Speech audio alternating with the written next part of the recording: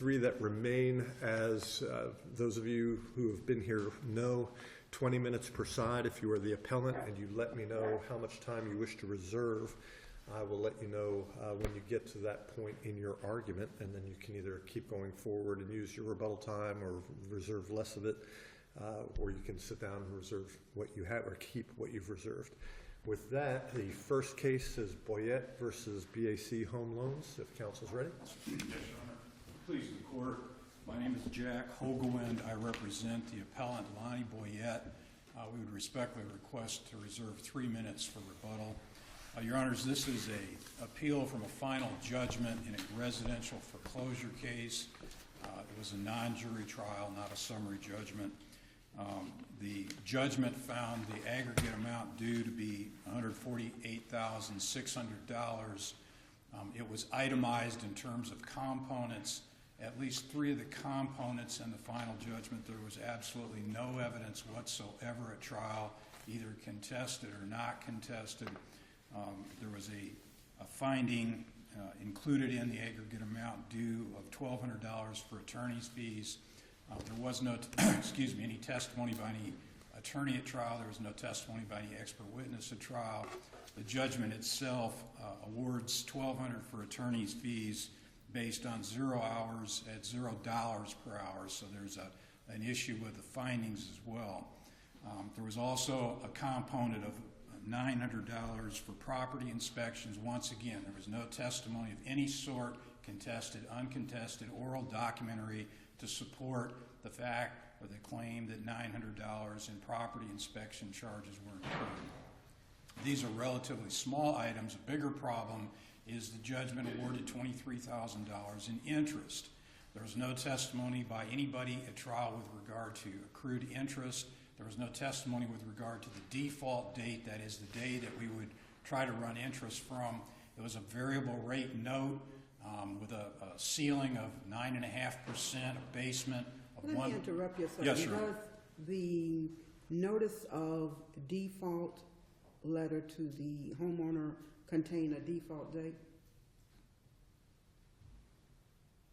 A letter is sent to the homeowner telling them that they are in breach and giving them the time by which they may catch up. Yes, there was a default letter, and yes, it would have had a default date in it. Did it come into evidence? That came into evidence over objection, yes. The problem, Your Honor, is that in addition to that, this is a variable rate note that reset in January of 2012. The trial was in March of 2014. Even assuming, and we had objections to the default letter coming in, and I can get to that in a minute. There was actually 2 objections to it coming in. It was hearsay and lack of a proper predicate.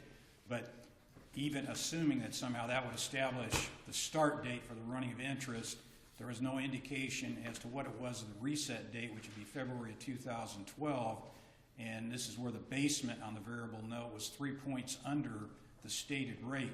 The final judgment, even if you assume that it ran from the date in the final judgment, would be roughly 4% on the accrued interest that ran during the course of the case. So there is no evidentiary basis at all, even if assuming, as Your Honor has pointed out, even if assuming we went with the letter that came in and assuming that it came in over objection, we don't know what the rate would have reset to 2 years prior to the trial. Can you tell from the final judgment interest amount and the face amount of the note, if the judge simply ran numbers without making any adjustments, would the interest amount have been greater or less than what the court awarded? If you applied the floor rate, in other words, if you assume giving the benefit of the doubt to Mr. Boyette, and there's actually a recent case, Slaughton, I think, out of the 4th District case that actually does that. It says it's a variable rate note, then you assume that it's the basement rate. Okay, if you ran it at the basement rate, no, it would be wrong.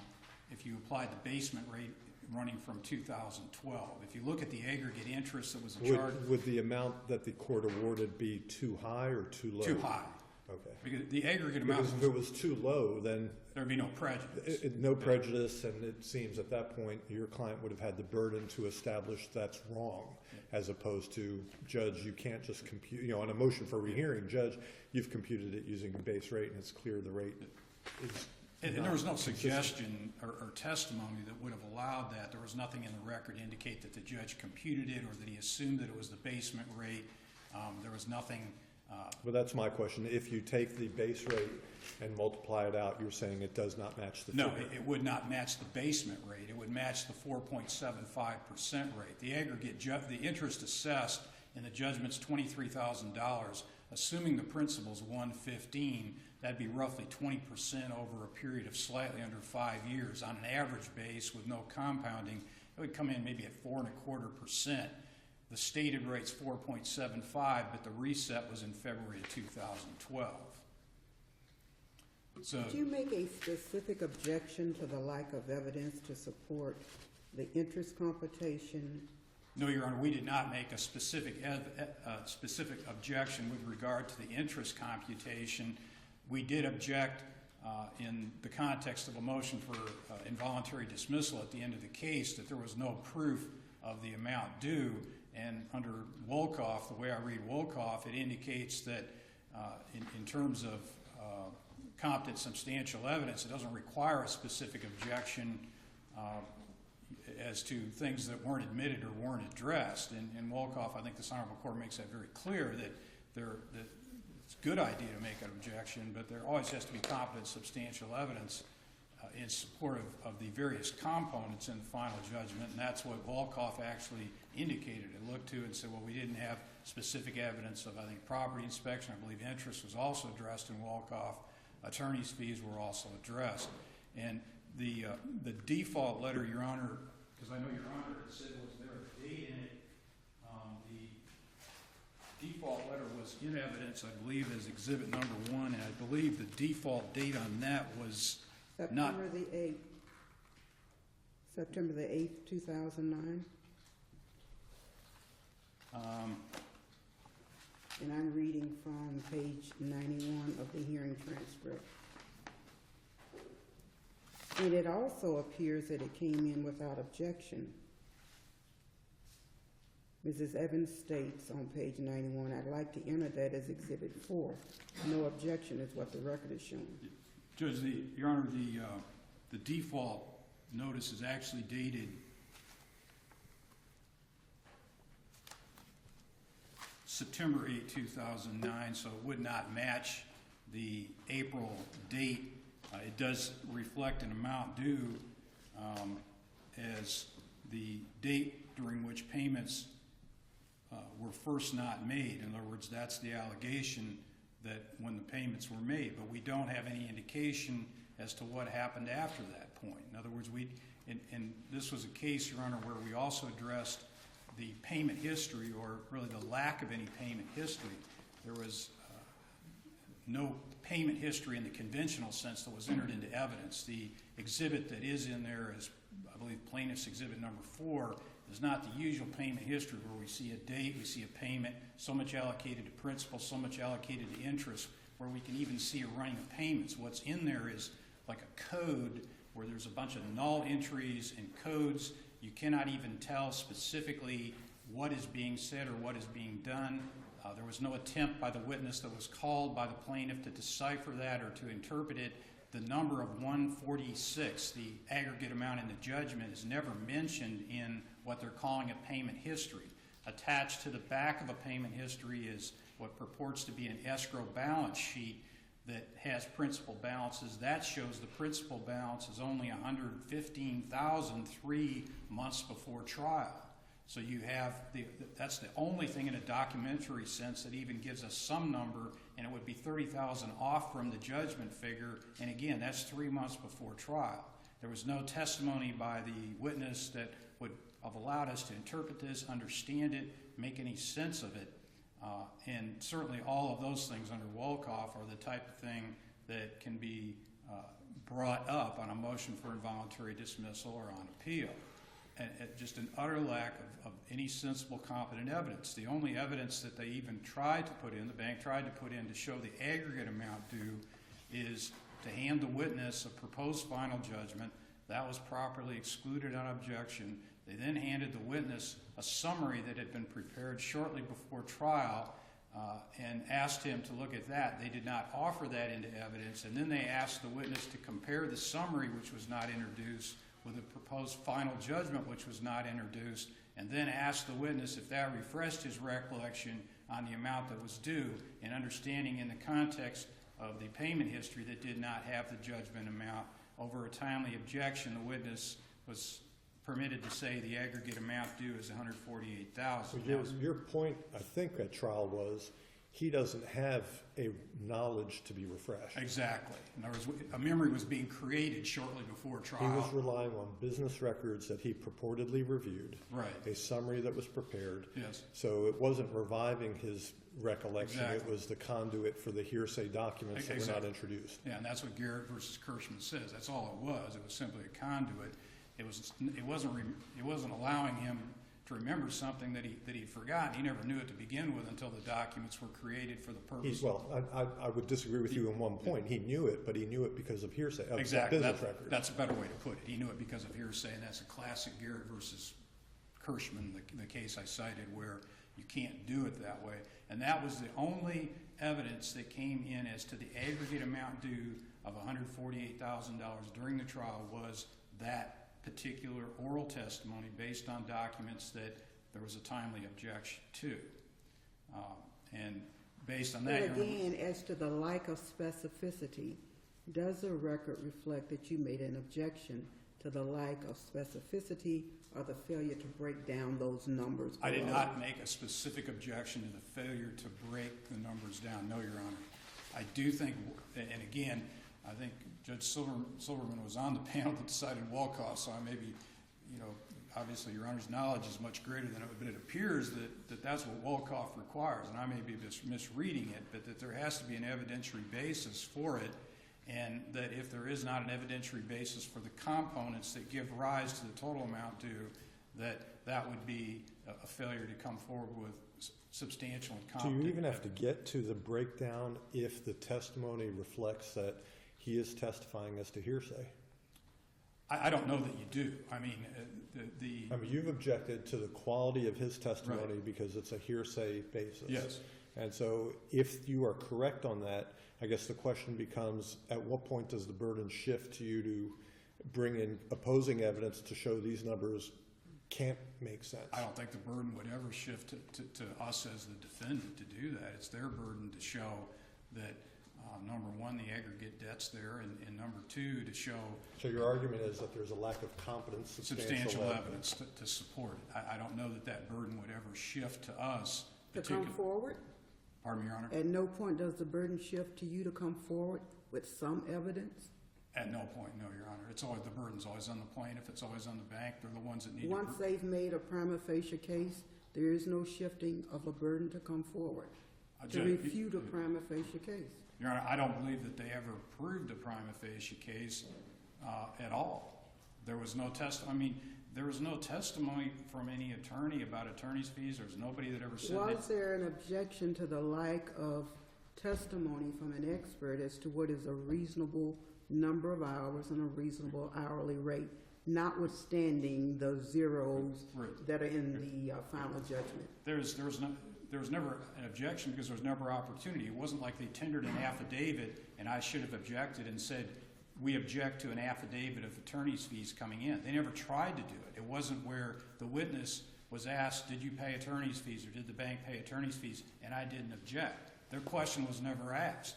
There was nothing said about attorney's fees. There was just a judgment that was entered that included a component for attorney's fees. It's the same thing for the property inspection. There's never an opportunity to object because it was never addressed. They never mentioned the word property inspection. They never mentioned the word attorney's fees.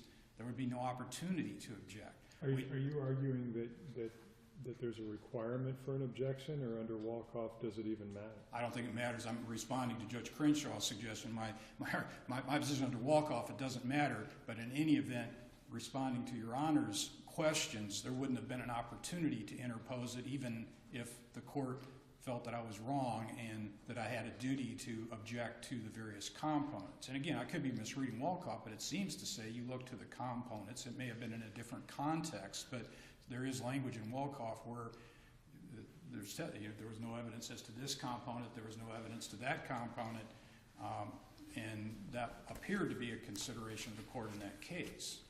Well, if your objection was that there was no sufficient predicate and hearsay, and if that should have been sustained, then there's no prima facie case because the evidence shouldn't have come in. Correct. That's exactly what we're saying. And we submit, Your Honor, and obviously I'm an advocate for my client. I really, it seems to me that the case has to be reversed. We would respectfully submit the real question is what happens on the remand. Our position is that it's a Wolkoff scenario, and that if Your Honor does agree and that the case should be reversed, that it should be reversed with directions to dismiss based on Wolkoff. Here, and I want to ask this question because I want you to have the chance to address it.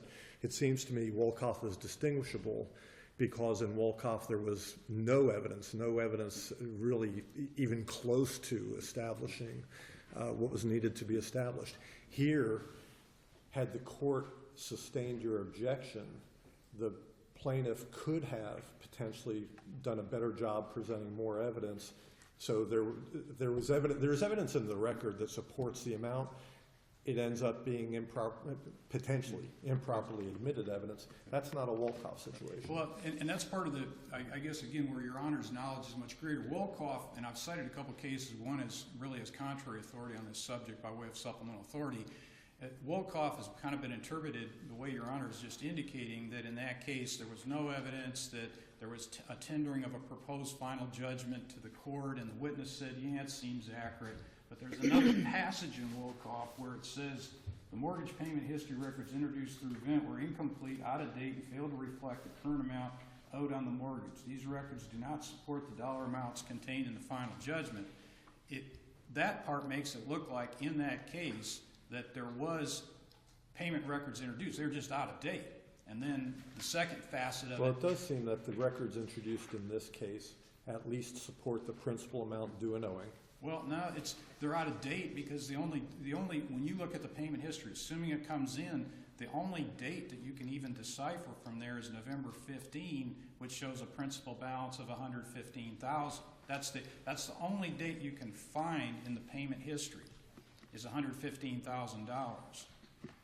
And that's only on the escrow balance sheet on the last page. And if you go to the last page of that exhibit, Plaintiff's Exhibit 4, there's an escrow balance sheet which shows the principal balance being $115,000 just 3 months before trial. And obviously, you could never run even 4% interest from that point and hit $23,000 interest.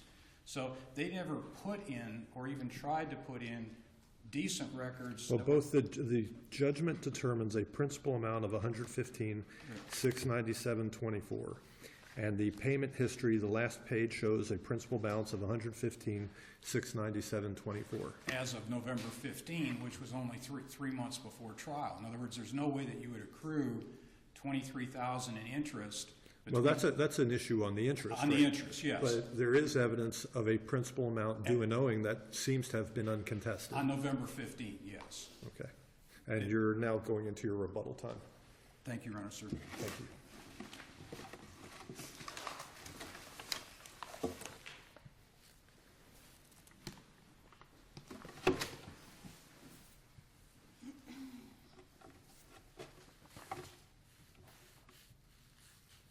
May it please the Court, Elizabeth Tambora, client on behalf of Appellee BAC Home Loan Servicing. The appellant raises 3 issues in his initial brief. Issue A is regarding whether or not it was proper to use the business record summary to refresh the witness's recollection of the total amounts due and owing. So exactly what recollection was being refreshed? The analysis of Exhibit 3, which was the payment histories. Did your witness testify at any point that he had personal knowledge of any of this information apart from his review of the business records? Yes, he testified that he reviewed the business records. Tell me where you're reading from. Okay.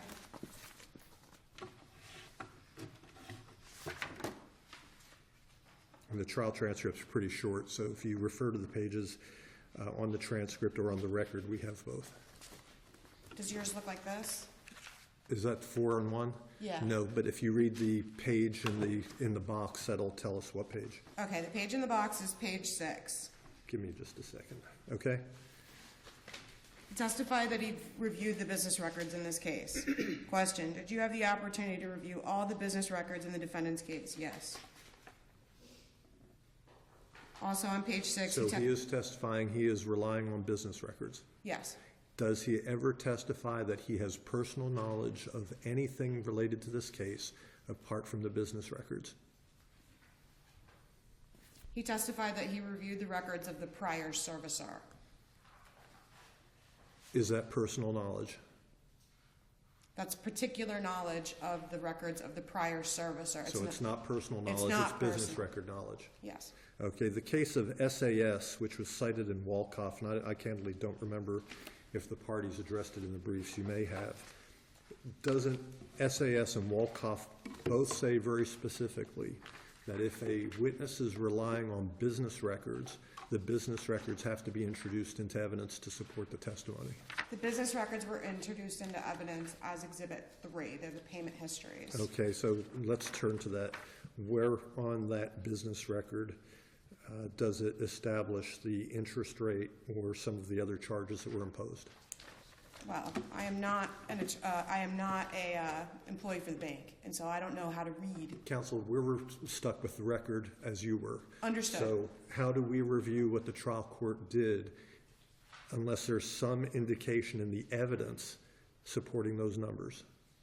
Well, the witness testified as to the total amount due and owing. Based on records. Based on the records. Okay, so we're back to show me where in the records I can determine that the trial court's numbers on the final judgment are correct. It was based on the business records that were introduced. Okay. And the witnesses. You and I are on the same page. Just point me to the business records that establish those numbers.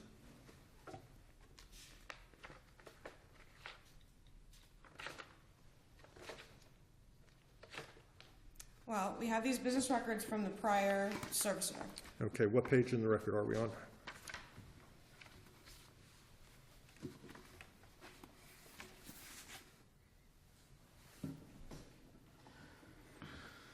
It would be between pages 59 and 68. I'm not certain how exactly it appeared in the record, but the business Okay, records. so let's start with page 59. Tell me what you believe that establishes. This is on the top of the page. It says acquisition, previous servicer payment history, Bank of America home loans. Yes. And it has a number of entries, including the borrower's name, some zero number figures, some actual number figures. There's a $116,566 figure. What is that? I don't know. There is a $2,875.68 figure. What is that? I don't know. How does it tie into either of those numbers tie into the final judgment? I don't know. Next page. Unless there's something else you want to address on that page, go to the next page, and I see again 116,566, and then I see several minus entries. So how do they tie into the final judgment? I don't know. All right, next page. We can go through this page by page. Is there anything that you can tell me ties in to the final judgment, other than the very last page, which is, it looks like page, hang on one second, let's see if I can see that. Page 67 of the record, it has a principal balance of $115,697, which seems to tie into the final judgment. Yes, Your Honor. And there are a number of entries for insurance and taxes. I haven't added them up independently, but I'm assuming if I get my calculator out, that will add up to those entries in the final judgment.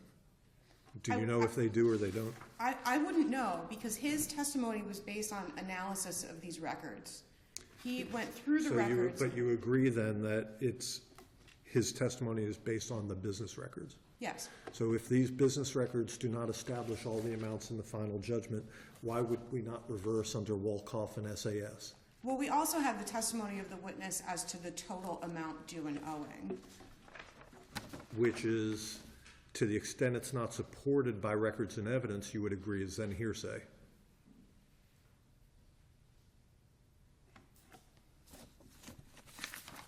Well, yes. Appellant's issue B argues that there was not competent and substantial evidence of the amounts due and owing. There was competent and substantial evidence in the form of the payment histories that were admitted as Exhibit 3 and the witness's testimony.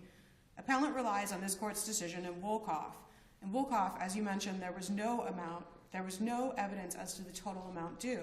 The payment histories in that case were incomplete and out of date. The witness did not testify to the unequivocal amount due, only that it seemed accurate. We don't have that issue here. We have payment histories that were admitted as evidence in this case, and our witness testified to the amounts due and owing unequivocally. Appellant cites Wolkoff. So where in the payment history can I determine whether the trial court's $23,741 is supported by competent substantial evidence? I wouldn't know because I don't know how to read this, but no questions were proposed. Did the witness explain to the judge how to read it? No, but no questions. So how did the judge get that figure? Based on the witness's testimony of the total amounts. That doesn't due and owing. explain how it breaks down. The judge was presented with a proposed final judgment. Was it admitted into evidence? No. Was it gone through line by line that judge, this number of $23,741.25 was computed consistent with the requirements of the note, and here's how you can verify that? No, none of those questions were asked. The question was asked, what is the total amount due and owing? And testimony was given. And there was a on that hearsay point. objection saying that he was providing that number based on documents, at least some of which do not appear to be in evidence. Well, the hearsay objection was as to a summary that he was using, and that's issue A in appellant's brief. He argues that it was improper for the witness to review the summary prior to testifying. Was that summary reflective of the witness's own personal knowledge, or was that a summary of the business records? The summary was created by someone other than the witness. It was someone in the witness's office. It was created from the business records. But it was created from the business records, yes. So how is that properly refreshing someone's recollection if they have no independent recollection? Well, the Florida Supreme Court said that an item to refresh recollection can be hearsay. Since it's not presented for the truth of the matter asserted, a hearsay objection is not relevant. And that's true in order to refresh a witness's recollection. This witness confirmed he has no independent knowledge. His knowledge flows from the documents, correct? His knowledge flows from the payment history. So if the payment history reflects all the numbers on the final judgment, you probably win. So show that, and I don't want to beat a dead horse because it sounds like you're telling me you cannot show me on the payment history all the numbers that the trial court arrived at. No, and that's something that should have been done in the lower court. If he took issue with the numbers in the judgment, then he had the opportunity to ask the witness then, what do these values mean? Why are there so many fields that say null? Why does it look this way? How come it doesn't spell it out like the judgment figures do? And the witness could have had an opportunity to explain where these numbers... Under Wolkoff, your opponent isn't required to do that. Well, the issue that He's raising it here now today, and under Wolkoff, isn't he entitled to raise it here now today? Well, no, that would constitute unfair surprise. The issue in Wolkoff is that the plaintiff failed to present evidence in the form of hard evidence, like the payment history, and unequivocal testimony But he's challenging the sufficiency of your evidence, which he's allowed to do on appeal. Yes. It's your burden to put in competent substantial evidence at the trial court level. If you don't, he can challenge it on appeal under Wolkoff. Understood, but he's citing Wolkoff for the proposition that plaintiff has a duty to... Well, it doesn't matter what he's citing it for. We have to use it. We just wrote it recently. I agree. Yeah. I don't dispute you there.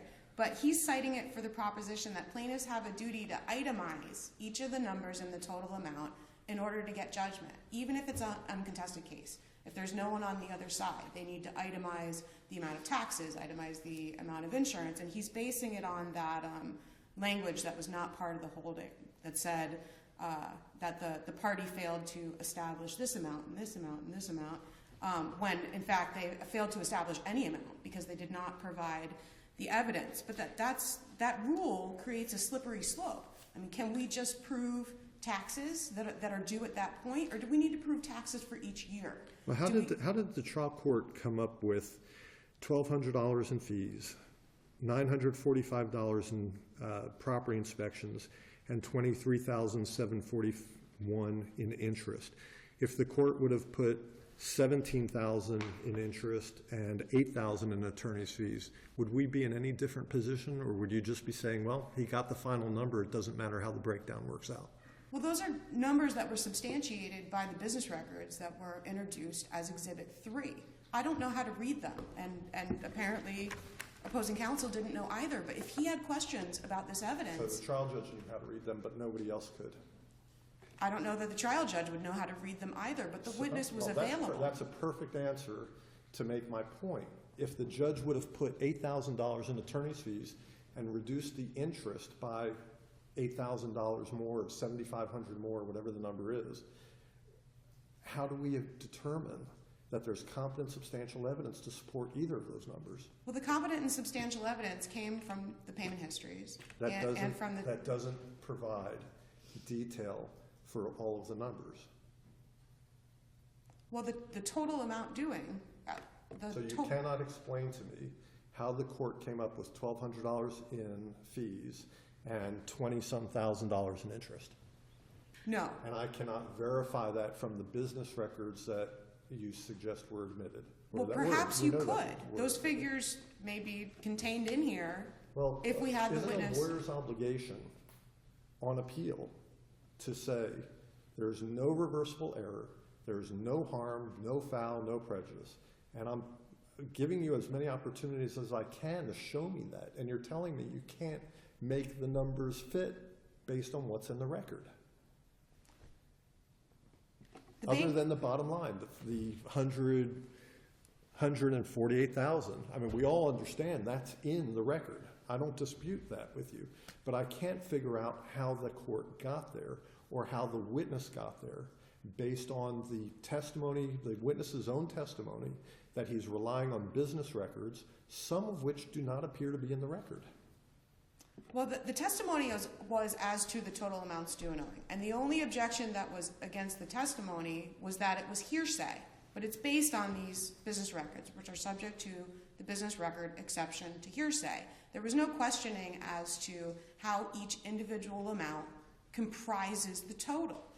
I mean, we could have a requirement that the witness needs to testify as to how the amounts accrued on a monthly basis, on a daily basis, on a minute basis. What's the difference in having that? So if the witness would have testified that the total amount is $200,000 or $148,000 or $75,000, or you're saying that the burden shifted to the defendant at that point to say, that's wrong and here's why? If the defendant had the opportunity to examine the evidence in this case and ask questions about the evidence, if the witness came in and made a misrepresentation about the numbers, then the other side would have the opportunity to question them about that misrepresentation. There was no such questions. There was nothing to tip us off in this case that these numbers were somehow wrong. But isn't that, and I'm sympathetic, I mean, I really am, because, you know, there's money owed. But I'm sitting here staring at walk-off, which cites Rule 1.530E, which says that when an action has been tried by the court without a jury, the sufficiency of the evidence to support the judgment may be raised on appeal, whether or not the party raising the question has made any objection thereto in the trial court, or made a motion for rehearing or for new trial. In other words, as I'm reading it, it's on you to make sure that you got into the record what you need, and they can sit there and do nothing and come here for the first time and say, look, these numbers don't add up, they don't make sense, they don't compute, show me. And we're sitting here trying to put this puzzle together without some of the puzzle pieces, it appears. And you're saying, well, they didn't raise it, they didn't question it, the rule says they don't have to. Well, plaintiff had a duty The floor is yours. Thank you. The plaintiff had a duty to establish the total amounts due and owing in this case. Defendant is citing... In a fashion that's supportable and reviewable, so we can say, oh, okay, I see. 4.25% times 14 months equals this.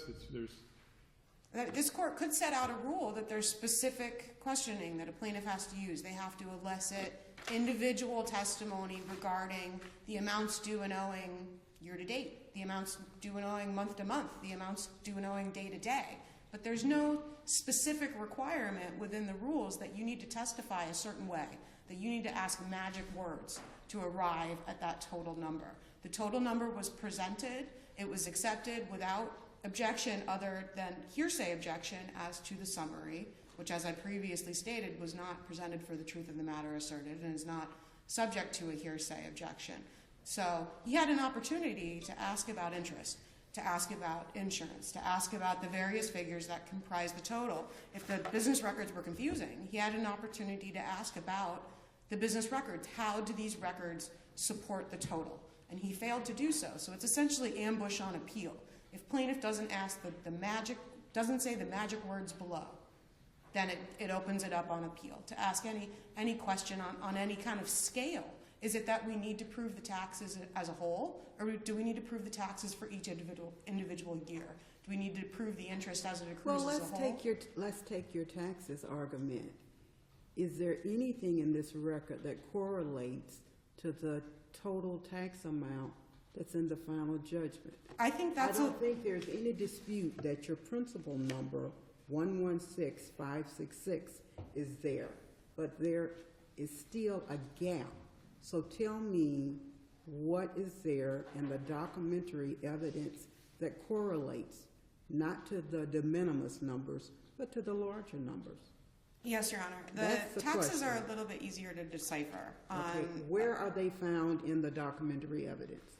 I do not have the evidence paginated because I don't know what exactly was in there, but the ones that look like this and say Bank of America Home Loans on top, they're all regarding escrow, interest, FHA, mortgage insurance, payment. These are a little easier to read. And that was part of the payment history that was offered, is what you're saying? Yes. It's a little easier to read than the prior servicer records, which contain all those null values, but that does support taxes.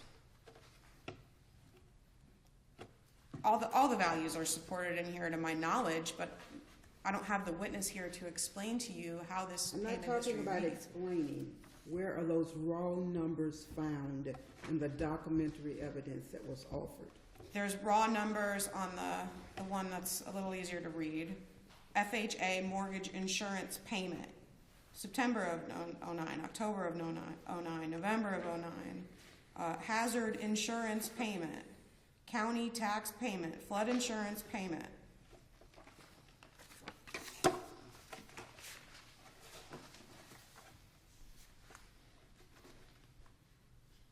The other ones, they don't label what the numbers are.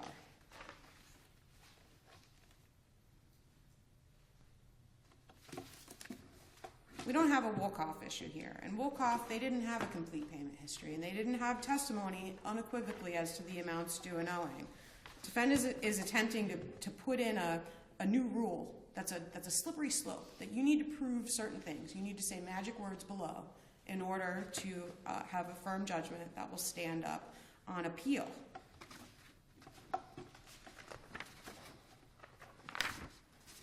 We're down to about a half a minute if you want to head towards your conclusion. Sure. The final issue was regarding whether or not my witness can testify to the prior service or payment history. This court decided in WAMCO versus Integrated Electric Environments that servicers can testify to prior payment histories so long as those records were reviewed and incorporated.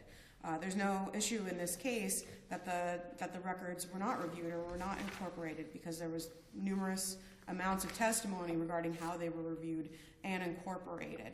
Defendant cites the Hunter case for the proposition that there must be personal knowledge of prior servicer records or particular knowledge of those records.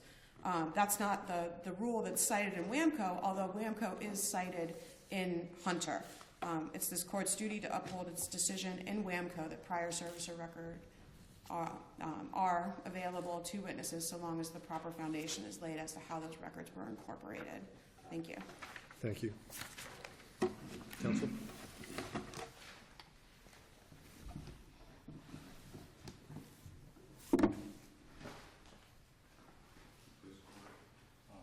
This client's suggestion that somehow it's the defense lawyer's affirmative duty to explore these things, even if we were to accept it, it wouldn't solve the problem here because there would be no way that we would have known to inquire about attorney's fees or property inspections based on the exhibit they put in. In other words, if she can't decipher it now, if we all can't decipher it, then how was I, as the trial attorney or any trial attorney similarly situated, to know to even ask about it? We have an indecipherable exhibit. That doesn't tell us that we need to ask about attorney's fees. So I don't really think that, particularly in this case, that the burden could shift to the defense to anticipate something that we can't even believe is out there based on the exhibit. I did, Your Honor, want to just discuss a little bit the issue of, if Your Honors feel reversal is appropriate, whether or not there should be directions for a dismissal on remand.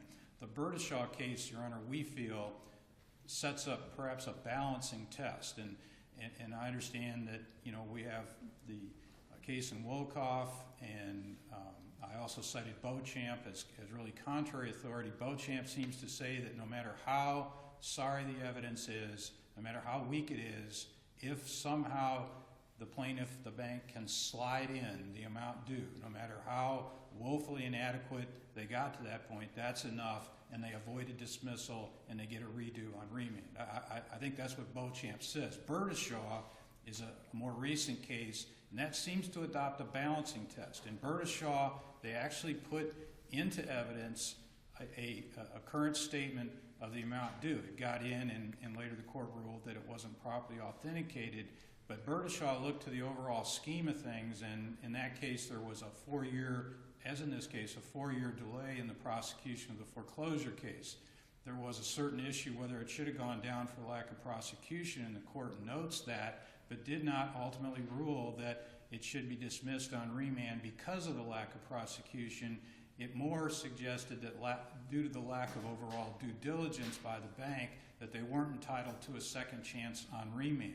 There's some language in Wolkoff that supports that analysis, and granted it's dicta, but in the final paragraph of the decision, there is a notation that, hey, look, the bank had 4 years to get it right.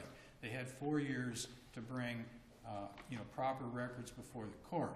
I'm not saying that's why this court remanded with directions for dismissal in Wolkoff, but it might lend itself to the balancing test that Burdishaw has, that it doesn't have to be one way or the other. It doesn't have to be that it's automatically a bright line rule for either dismissal on remand or for a redo, that the court can look at the overall situation, what was done and what doesn't, and the court, this honorable court, has discretion to determine the appropriate directions on remand. I think Burdishaw lends itself to that, or we would respectfully submit that it does. Beauchamp, I think, works very much against the position that I'm advocating. Thank you, Your Honors. Very good. Thank you, counsel. The next case is Virginia Pla versus St. Joseph's Hospital.